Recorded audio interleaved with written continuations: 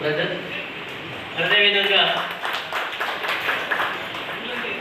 ఇలా ఒక ఎక్స్పీరియన్స్ ఉన్నటువంటి ఆర్టిస్టులుగా ప్రియా అవిరెడ్డి గారు కావచ్చు, మన అశోక్ గారు కావచ్చు,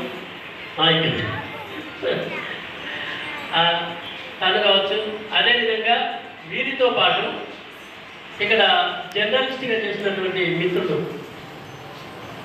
మంచి ఎమోషన్లో ప్రవీణ్ గారు మంచి ఎమోషన్లో చేయడం జరిగింది. అయితే మిగతా వాళ్ళకి ఏంటంటే వాళ్ళకి ఆ స్కోప్ లేకుండా ఇది వాస్తవంగా, అంటే వాళ్ళ యొక్క యాక్షన్ పార్టీను ఎక్స్ప్రెస్ చేసే స్కోప్ లేదు ఇలా క్యారెక్టర్లకు. అంటే ఆ కథాపరంగా తను అట్లా తీసుకెళ్ళిండు, కానీ అందరూ కూడా చాలా బాగా చేసారు.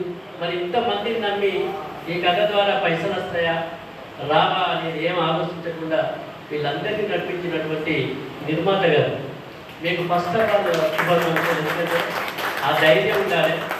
మీలాంటి వాళ్ళు ఉంటే మాలాంటి కళాకారులందరూ కూడా పోషింపబడతారు. కళాకారులు ఉండడం వేరు, కళా పోషకులు ఉండడం వేరు. మనం ప్రదర్శిస్తాం, కానీ ఆ ప్రదర్శనకు మనకు బలాన్ని ఇచ్చేది ఒక నిర్మాతే.